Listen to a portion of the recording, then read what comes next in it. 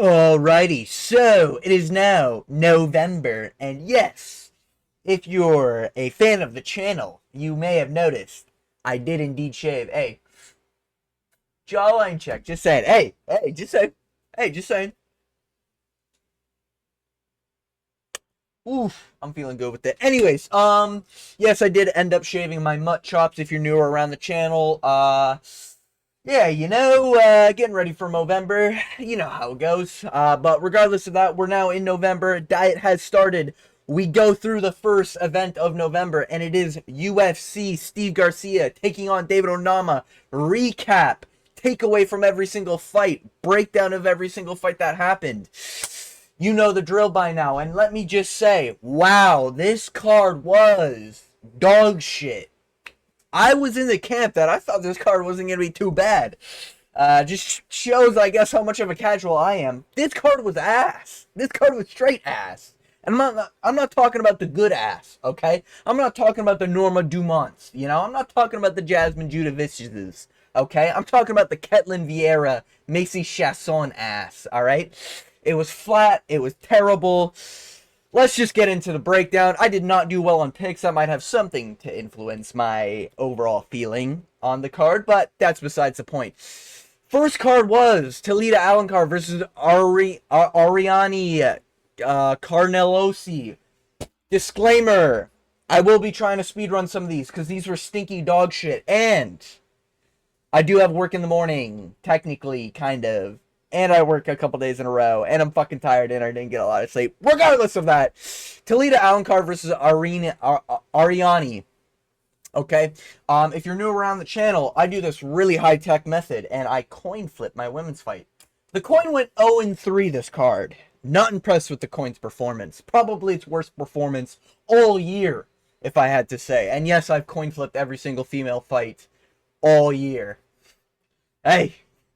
You can fact check me on that. I've coin flipped literally every single fucking women's fight there is this year. And we've been going positive, baby. But yeah, it fucked up this card. This was one of the fights. Yeah, Toledo got it done. Arini looked like she was, like, having good pressure and being able to outmuscle Toledo. But, like, Ariane just didn't know what to do. Like, Toledo would get a single leg, and it's like Ariane had no idea what was going on. She had no idea how to get back to her feet. She had no idea how to strike. She just had a good shoulder.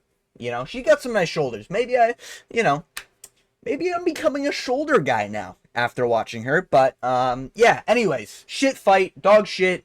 Oh yeah, it was a submission in round 3. I thought it was a fucking decision. That's how dog shit this was, okay? Yeah, it was, very boring shit. Moving on, we have Philip Rowe versus Ko Seok Hyun, aka the Korean Tyson. Now, disclaimer, I'm not a huge fan of Philip Rowe. I'll be honest, I'm sort of coming around to liking Philip Rowe. I used to hate this guy, like 3 fights ago. Like I picked Angelusa against him. I picked a lot of people to beat Philip Rowe. I probably would have picked Neil Magny if I was picking at the time, but I wasn't. Regardless, though, yeah, I had Ko in this. And this pretty much went like almost exactly as I predicted. I thought Philip Rowe had decent grappling defense. And when I say grappling defense, not takedown defense. His takedown defense is abysmal. But like the way he can sort of avoid getting submitted, pretty good. So I kind of rated that about Philip Rowe. I thought like his scrambles might be a little underrated. Turns out his scrambles are a little bit better than I think Philip Rowe haters were thinking, but it's still not that good, and it's not good enough for him to like get to his feet. And this fight was literally the Korean Tyson, or whatever the fucking name he goes by.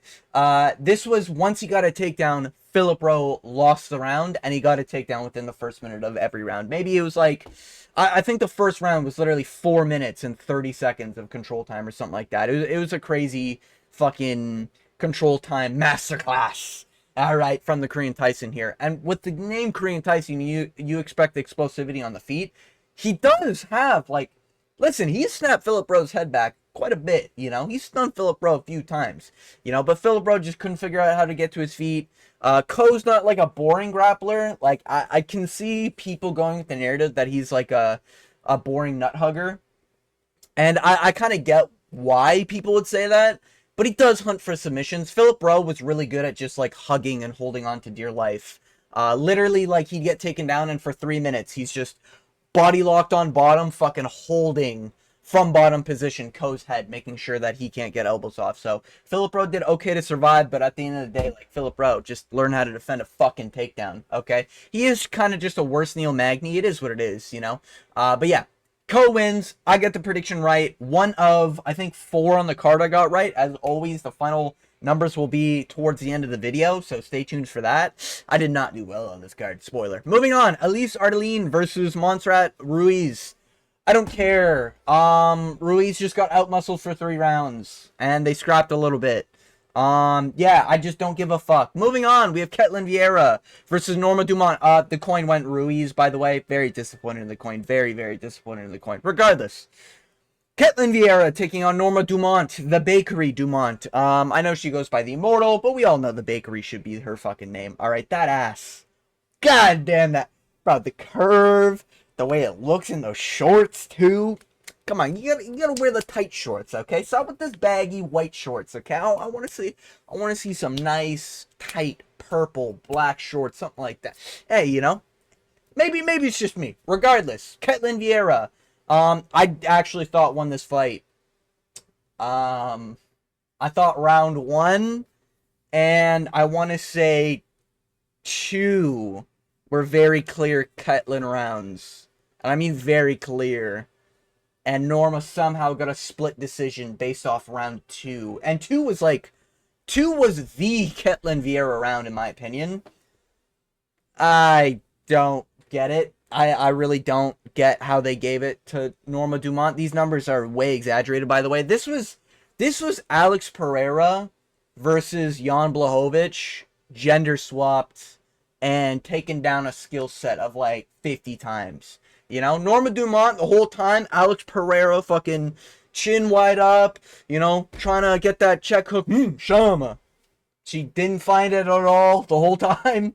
Ketlin Vieira kept on getting pressured, and when she'd get pressured, she'd shoot a takedown and sort of just like out-muscle Norma and push Norma against the cage, similar to Jan Blachowicz, maybe try to fight like a non-in submission. But yeah, especially round 1, she almost had it, and she had the control time. I don't get it. I don't get how she won. Regardless, don't care. I mean, Norma won, I guess, and I get the prediction wrong. Thanks, Coin. Moving on. Dontel Johnson. Coin did go Vieira, by the way. Dante Johnson versus Cedric Dumas. Now, I used to be a Dumas enjoyer. Last 3-4 fights, I've kind of hopped off that Dumas train. I just don't care. The guy's a criminal. POS. Doesn't seem like he really trains that much. And Dante Johnson, I don't remember his Contender Series fight, so I was just basing this off of Dante could beat a criminal by the looks of it. You know what I mean? And Dumas is kind of shit chinny, got knocked out by McCall Olajaychuk's bicep, so I can't really trust the chin of that. And Dante fought at, what, light heavyweight, and he's moving down to middleweight. And he looked filled in at middleweight. He is a little short for the division. But he did do well. Cedric had an early takedown, and he was doing well in the grappling. And Dante was, like, signaling to the crowd and everything, like, nah, it's okay.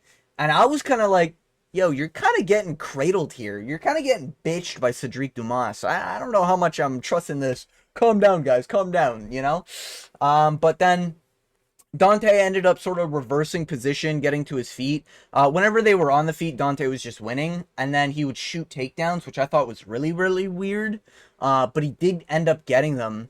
And then when round 2 started, it was kind of just like, okay, just knock this guy out. And he goes in there, shoots a takedown. And I'm like, oh shit, he might like gas out. You know, I don't know how much this thick fucking, like, this guy's thick for middleweight. Like, this guy's like Joaquin Buckley, but like a little bit bigger, you know? So it's a little interesting build-wise, Dante Johnson, but yeah, he went in there, shot a takedown, and just went for a Darce and got it instantly, and Cedric just got ready to tap. You know, Cedric just crumbles under any pressure or any level of skill or talent. Don't like the fact that in the post-fight speech, Dante Johnson said he wasn't planning on wrestling, but God gave him the plan when he was on the walkout. But hey, man, religious people do religious people things. It is what it is. And he decided to wrestle, even though he's got, what, 6 KOs in a row or some shit like that on his record. So a little interesting from Dante Johnson. Look who's a wrestler now. He looked pretty alright. He looked pretty alright, you know?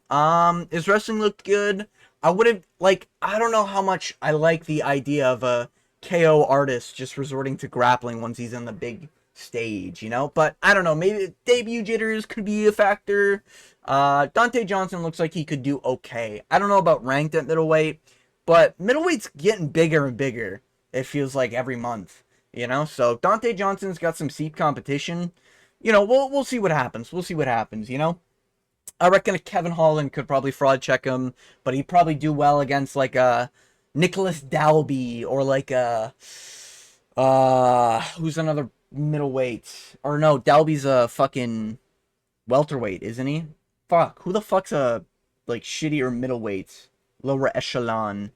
Um, Muslim Salikov, a fucking the 40-year-old guy? Is that guy a middleweight or is that guy a welterweight? God fucking damn. Yeah, I don't know. Just give him a can, you know, a Tebagutar. Give him some Tebagutar victims, you know. Give him a fucking Vidal. Who was that guy that got knocked out by Bo Nickel? Give him that guy. You know, the dude who showed up short notice got knocked out by Bo Nickel. Give him that guy. You know, let's see him crush some cans. Build up that record. Moving on, we have great performance from Dante. I got it right, by the way. I picked Dante. Moving on, we have Timmy. I went with round 1 KO, but I didn't get it. Moving on, we have Timmy Kwamba versus Lee Chang Ho. And my take on this fight and why I went with Lee is because I thought his grappling was going to be better. And I thought Timothy was eventually going to crumble to, like, the grappling pressure of Lee. And round 1, I was sort of licking my lips, and I was like, called it perfectly, baby. Hey, another good night for the boys. And then reality set in at the end of round 1, after he had 4 minutes and 30 seconds of control time via on the back. He had his, what's it called? You know, body lock on the back while Timothy was standing. And at first I was like, okay, you know, maybe the gassing of the legs is going to happen. But, you know, it looks like he's kind of got his feet doing most of the work and not his legs. So I'm hoping he sort of paced his legs properly. Round 2, it did kind of look like Lee Chang had he had some jelly legs in there, you know? He was not moving at all in terms of head movement. His torso, like, he was so stiff on the entries and everything, you know, after getting a really nice takedown in round 1. And round 2, it got scrappy in moments, and he did land a lot more on Timothy Kwamba than I think a lot of people realize. And Kwamba's face got really fucked up in round 2, but Kwamba was landing way more on the return. Lee just didn't take damage. You know, I don't know what elemental type Lee Chang and Timothy Kwamba are, but this was like a normal type punching a ghost type, okay? I don't know what the fuck Lee's made out of, all right? But he was just not taking damage, you know? No matter how many lead elbows, no matter how many check hooks Kwamba got, flying knees, like, Lee just he didn't have a mark on his face. You know, and then Kwamba got his takedown, and he started working the grappling, and that's sort of where you saw the momentum shift, where Kwamba was like, nah, I can dog this fucking kid out, and he just decided to dog him out, you know? I didn't think Kwamba would be able to do that after a rough start in round 1, but he survived, and, you know, Timothy Kwamba, I now know, ain't no bitch. You know, he hasn't fought a great level of opponents in the UFC, but, you know, this is a really good win, probably his best win. I do think Lee Chang is pretty good. He gassed out his legs, and that was very apparent in round 2 and 3. He just didn't have the strength to, like, kick off Kwamba, get to his feet after getting taken down. He sort of got dunked at the end of round 3 as well. He got manhandled in round 3 by Timothy Kwamba. Timothy did his thing. Couldn't really get the rear naked in, even though Lee Chang did... Like, he stopped a lot of submissions, and it was a lot of scrambling, but you can tell his legs just didn't have the strength in it after that round 1. So never body lock while standing, I think is what we're learning in MMA. But yeah, Lee Chang got, I don't know about fraud checked, but he didn't win this fight, you know? And he had a very good performance in his last fight, and the fight before that, this is kind of a stinker, but I think he's still good. We'll see what happens with him. Timothy Kwamba, I mean, I learned he ain't no quitter. You know, that's the real takeaway from this. You know, even if he has a rough round 1, he could still make it back in round 2, 3, 4. The round 2 or 3. Okay, let's not get main event Timothy Kwamba, you know, with a round 4 or 5. But, you know, round 2, 3, he's still live. You know, he still fights for those submissions. That was a high-paced fight, too. That wasn't like a low-paced fight. Probably one of the best fights on this card. This fight, God, this card was shit. Moving on, we have Billy Elkenna versus Kevin Christensen. Christian.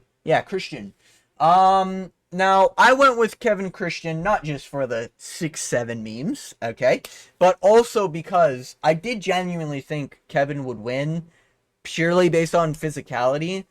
Everyone in the build-up was talking about how Kevin's not UFC level. I get that now, and I see that now. By the way, I don't watch these, you know, I haven't watched a lot of Contender Series. I'm a UFC guy, so I just watch, you know, the cards, alright? And I've been watching top to bottom for the last 3 years, with maybe missing like 1 or 2 cards. But regardless of my experience in the game, I do think Kevin Christensen, I thought he was just going to be big enough to bully Billy Elkenna, because Billy Elkenna looked like a victim in his last fight. He looked like he didn't want to fight at all. You know, he was just standing and staring at his opponent. You know, in the Bogdan Guskov fight, he looked really good, but then the fight after, he won, but he looked shit. You know, it's weird. It's weird. And then he comes in here, and he does well. Kevin looked like he was, like, building himself into it, but he got caught. And he's got one of them Anshul Jubilee chins, if you will. And yeah, he just crumbled under getting cracked. He got cracked, instantly got laid out by Billy Elkenna, who seems to know his grappling a little bit better than I think, at least I was expecting. I didn't think Billy Elkenna was that good on the ground. I still think this guy belongs in middleweight and not light heavyweight, by the way. I don't think Billy Elkenna's belt for light heavyweight, but, you know, maybe it's just because he's fighting big dudes. Maybe that's what it is, but, yeah, Billy Elkenna gets it done, gets a submission.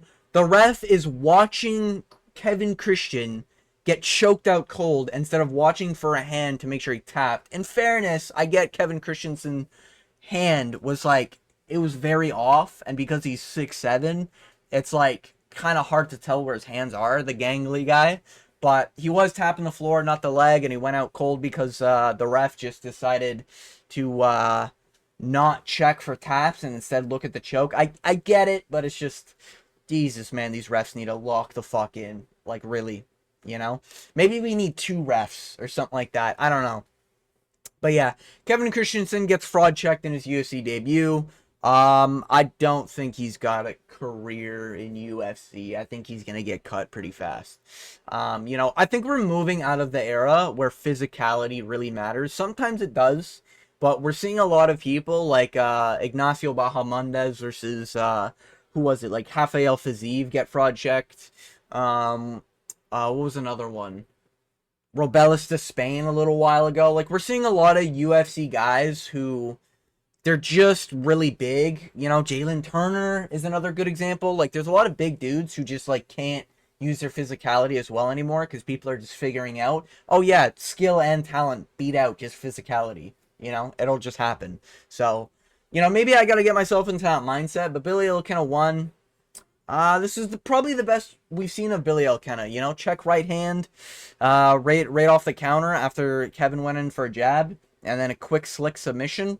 Like to see that from the guy. Great job there, kid. But yeah, moving on, we have the main card. Wow, this is the main card, eh? Holy shit. Alan Nascimento versus Cody Durden.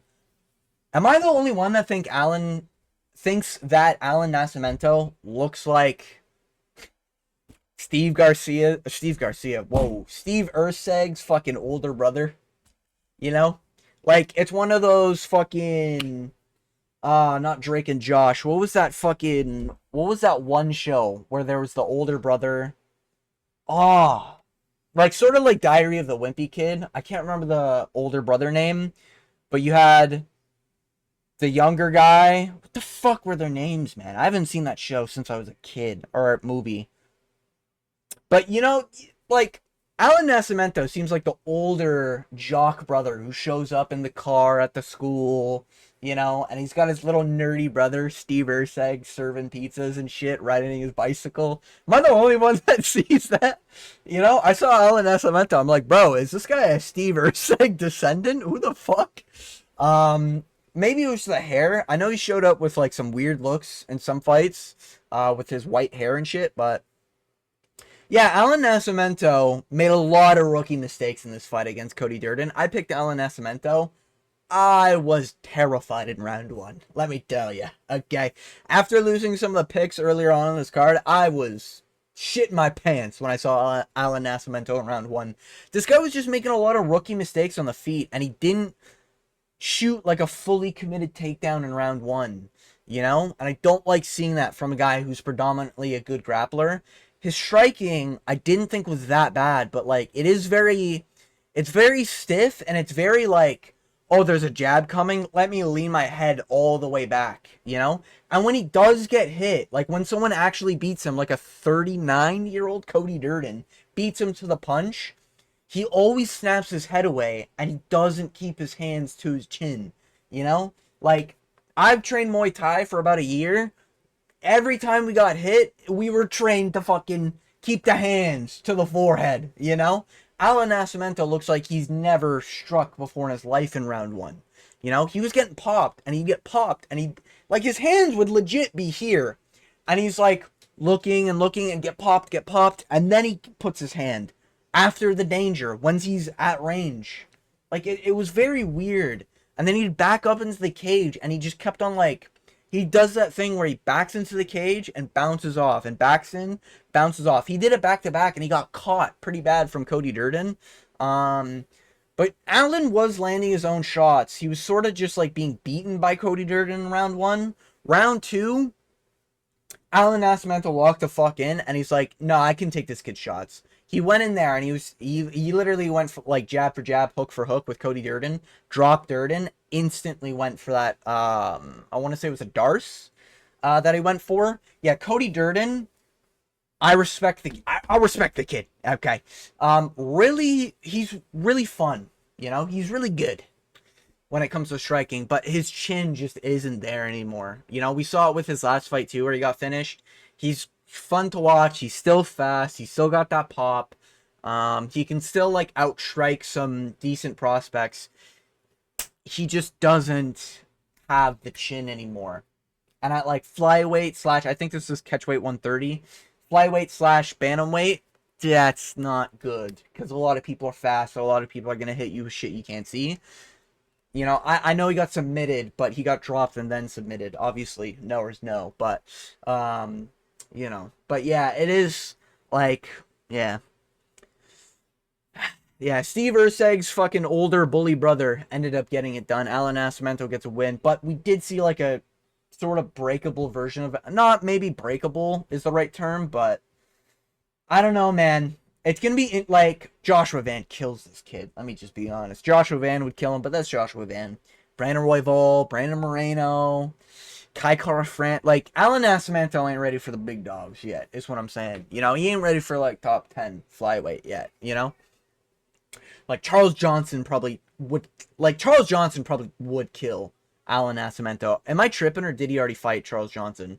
Rafael Filho, that's one of the fighters I was thinking of. A little inactive, eh? Carlos Hernandez was another good one. He's fought some good names, to be fair.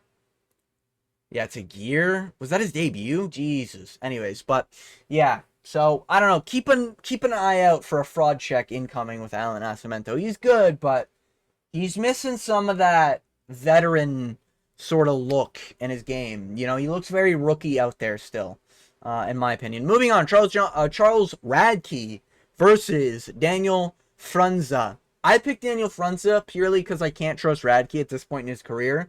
And Radke reminds me of like a Charles Oliveira slash Alexander Rakic.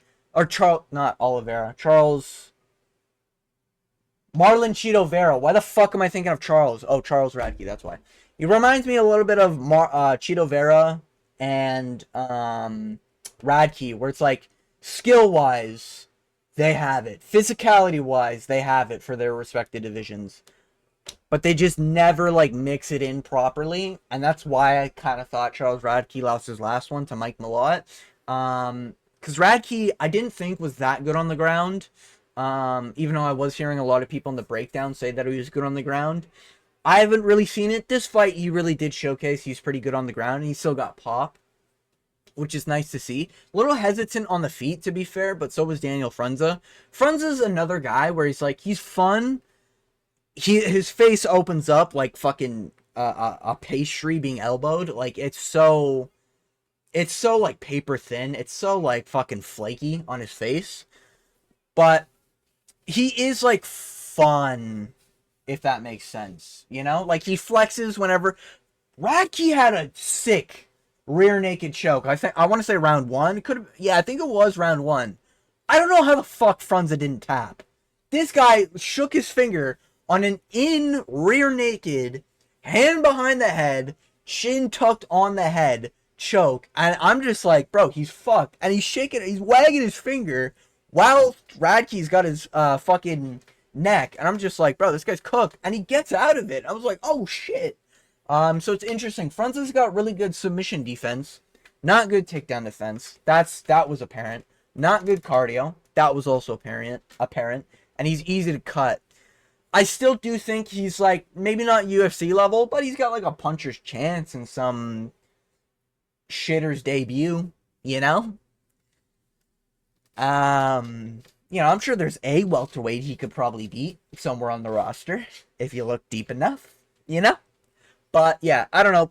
Frunza, I don't think he might get cut, to be fair. This is 2 in a row, and this is 2 like not bums, but 2 kind of cans that he's lost to. So yeah, I don't know what we do with Frunza, but Radke's kind of interesting as well. I don't know. Maybe wait for like Jake Matthews or like Trevin Giles or Philip Rowe or something like that for Charles Radke. I think those would be kind of fun. Strikers or guys that don't have great takedowns. I think Radke will have a fun fight with, you know? So he did it well. Good for Radke. Radke still got the skills to pay the bills. He's just still a 50-50 fighter, and judging by that record and judging by 50-50ness, his next one he's going to lose. But we'll see what happens. We move on. Isaac Dolgarian. Fuck, man. This is where it just gets disappointing, because, yeah, okay, I can accept a Frunza loss. I took a risk, you know? I got the Alan Nascimento pick right, but, you know, I picked Christian versus Billy Elkenna. Yeah, okay. You know, that was bad on me. I took a risk, you know. I threw the dart at the dartboard and whiffed. It is what it is. This was just disappointing. I didn't know this. But thanks to me watching YouTube streamers when I watch these events, because I can't stand commentary. God, commentary's so bad. Fuck, man. Daniel Cormier, Michael Bisping, Jesus Christ. I can't stand them. But, yeah. The line I last saw for Isaac Dolgarian was like -3 something. Like -330, -300. When I looked back at the line, he was like -135, -140 on DraftKings before the fight. I don't know what the fuck came out. I don't know who saw what happened in the camp. Isaac Dolgarian had an injury which appeared to be on his right hand. When they were striking, his right hand was sort of closed, and he was sort of like faking the right hand. He did throw it at one time. I think he wanted to get respect on the feet, but he didn't really get that. He didn't lock his hands like he normally does with his takedown as well. It was, ugh. Instead of fighting for submissions, even though there was a nasty rear naked on him, he was punching, which I kind of felt like it's because he couldn't close his hand properly.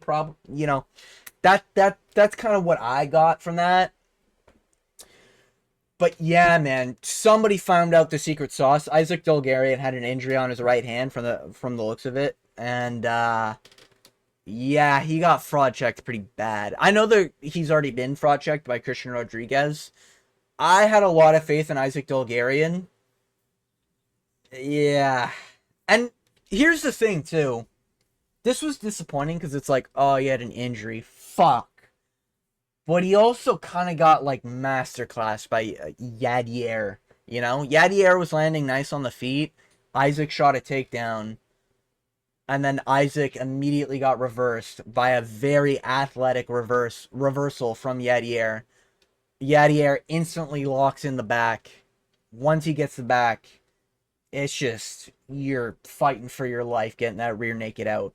You know, so it was really, really rough from Isaac Dolgarian to see that. And to be honest with you, even if he didn't have that injury, I get it's like an if my mother had a cock, she'd be my dad sort of situation. But it is just like Yadier might have won this even without the injury involved. Yadier looked really fucking good out there. I get it. We just saw him fight like an injured fucking cow, but yeah, it is sad to see, you know? An injured dog. You know, I think cow is insulting. Injured dog in Isaac Dolgarian, but it was sad to see from Isaac. But this Yadier guy looked pretty fucking good. I picked Isaac, obviously, but Yadier looked really good. So I'm interested to see where he goes in the featherweight division. This guy might be the Patchy Mix that people are talking about Patchy Mix like, you know? Like, oh, real challenging on the ground. Oh, this guy's slick on the ground. Oh, this guy's got submission threats everywhere. His striking's not too bad. You know, it's just a matter of time before he gets a title shot. You know, this guy's 10-0. I haven't seen much of his fights at all, just like the highlights. But this Yadier guy, from this performance, to do that against Isaac Dolgarian, again, he's injured, but that was very fucking impressive, you know? I wouldn't mind... What do you do with him? Who's an unranked featherweight that, like, would be a good test? Kyler Phillips? Did he just... No, Kyler Phillips is bantamweight, right? Yeah. Featherweight. Who the fuck? Who's, like, an unranked featherweight?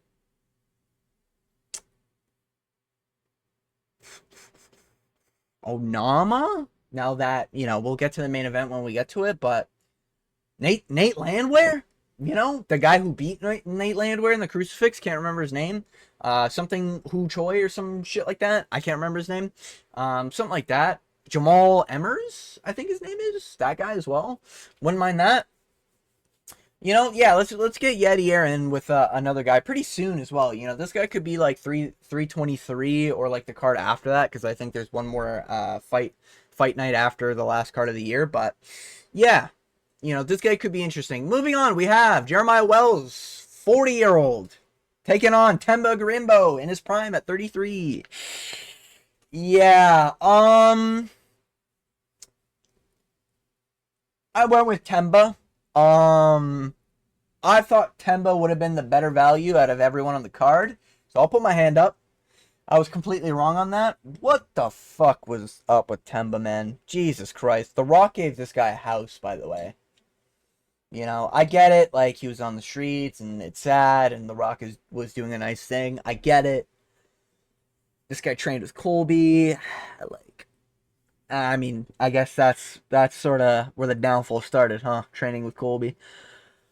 I actually like Themba. I know he gets shit on a lot, and I think his countrymen were shitting on him and, like, disowned him, and that's why he didn't have a fucking flag on his walkout. Little interesting there. So I don't think he deserved all that hate because he got finished by Vicente Luque. But, man, yeah, Themba just don't got it no more. You know, he doesn't have the heart like he used to. I don't know if it was the Luque loss or his like family and fucking tribe shitting on him, but Themba does not know the way, my Buddha. He does not know the way. I think he's Ugandan. I could be wrong there, but Themba did not know the way, my Buddha. He does not know the way. He gassed out pretty bad. Themba Gorimbo, who was sick against, was it No, it wasn't Dalby. Who was the guy he fought? Nicholas something. Luque, Ramiz Brahimaj, Nico Price. That's right. Fuck, man. I really thought, like, his Ramiz Brahimaj performance was pretty good considering he was sick, but Jesus Christ, man. Turns out a sick Themba Gorimbo has more gas than an unmotivated Themba Gorimbo.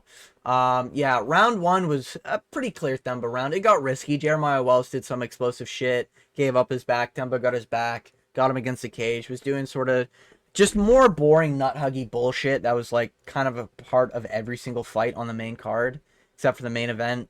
And well, we'll get to it. But this was the featured fight. Jesus Christ. But, yeah, Themba really fumbled this. Round two, he just looked disheveled, looked gassed out, looked like he didn't have it. Jeremiah Wells started landing some big shots, and he's a big, thick dude, sort of like a Walmart Joaquin Buckley in terms of what he looks like out there. 40 years old, by the way. Doing, like, spinning back kicks and shit. He was doing really well on the feet, and Themba really didn't want to strike. Very quickly shot takedowns and was getting stuffed and reversed. And at some point, Jeremiah was threatening an arm triangle in round one. And then round two, I think he even threatened another arm triangle, or it was round three. And round two and three, I thought were very clear Jeremiah Wells rounds. Yeah, Jeremiah just took control after round one. The older, explosive, looks like he's on juice dude has a better gas tank than a scrawny Themba Gorimbo. You just can't make this shit up, man. Like, I don't know what the fuck you do with Themba. Themba should be fed to fucking... Feed him to Neil Magny, for fuck's sake. I don't even care. Actually, you know what? Do Themba Jake Matthews. That sounds like a good fight. Themba Jake Matthews, I think, is an interesting fight. Get rid of one of the guys who's been getting fraud checked. Jeremiah Wells, I think this is his second win in a row, if I'm not mistaken. Very inactive. No, he lost to Max Griffin. All right, well, Jeremiah Wells is kind of fucked. Yeah, I don't know. Maybe Jeremiah Wells Vicente Luque? You know?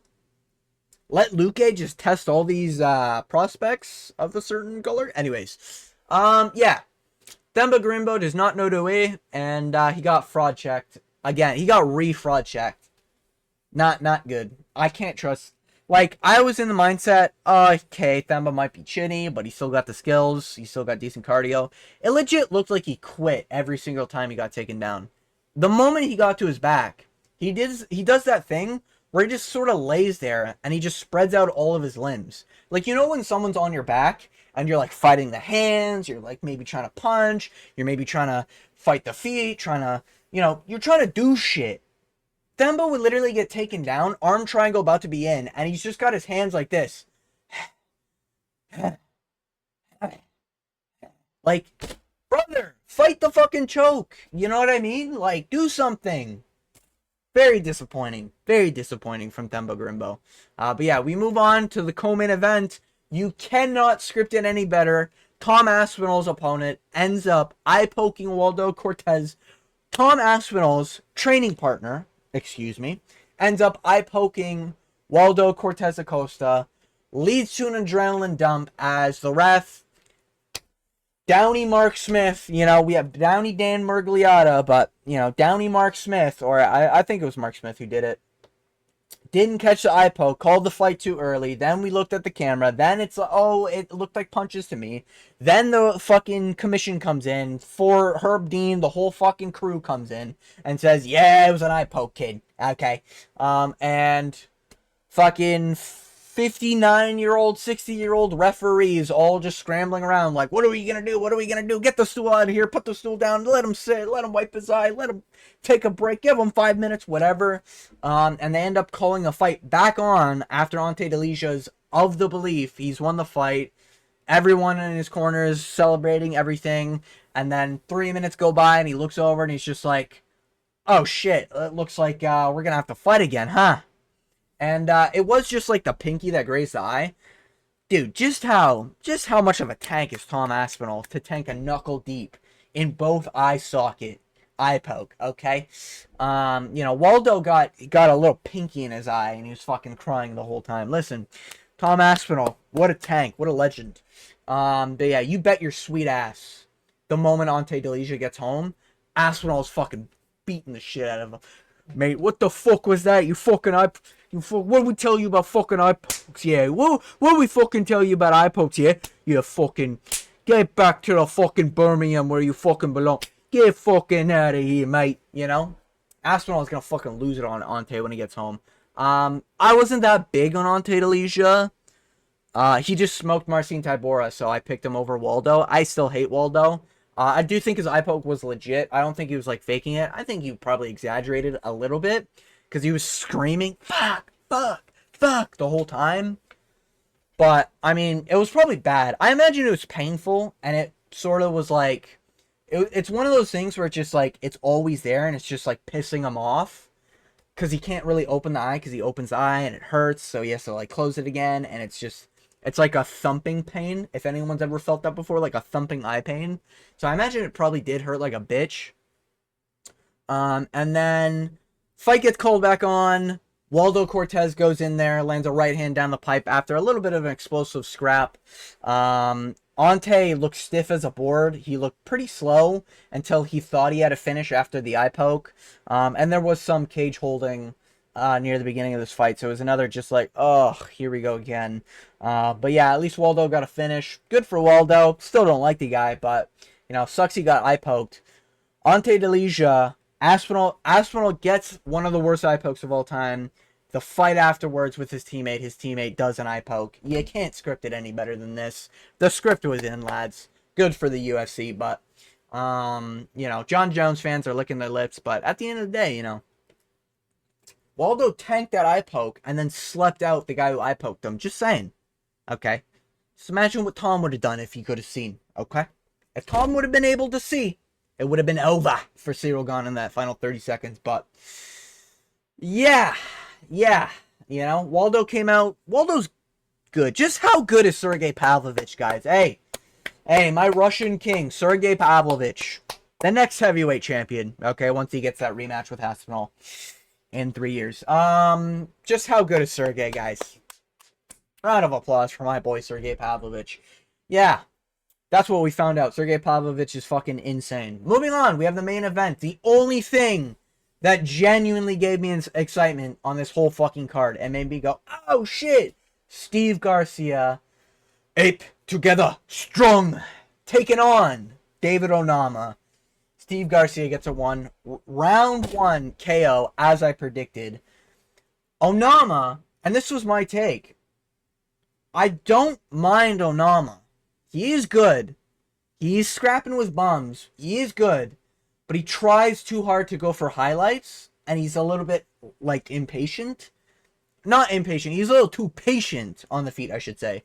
Steve Garcia started this, and he was looking a little slow for the first, like, 20 seconds. You know, lands a right hand over the top, and Onama starts being wary of it, and he sort of, like, looks like Onama was waiting for, like, a check right hand, you know, or a pullback counter or something. Garcia's just too fast, man. This guy, he went in there to swing for the fences, and he does it every single fight. And that was my take. Steve Garcia is killing people. You know, knocked down Calvin Kattar, had a big scrap with Calvin Kattar. Not like Yusuf Zalal, tappy low kick, run away. An actual scrap. And Garcia, other than that fight, has been killing everyone. And I get people are like, oh, Garcia's not that durable.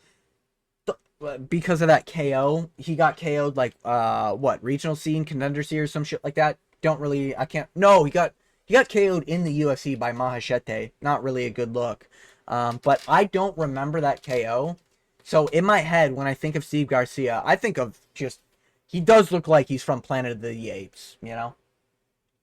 Steve Garcia looks like he went in a time machine and he came from some sort of era where Planet of the Apes was roaming around. Okay, so, you know, I'm not racist, okay?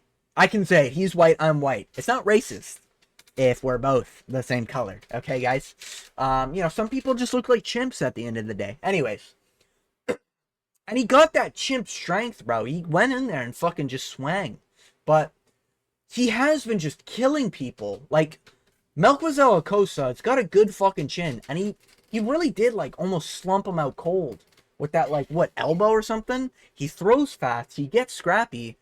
And in his fights, he's not afraid of getting hit. Like, I really like that from Steve Garcia. He's really scrappy, really good, really fast.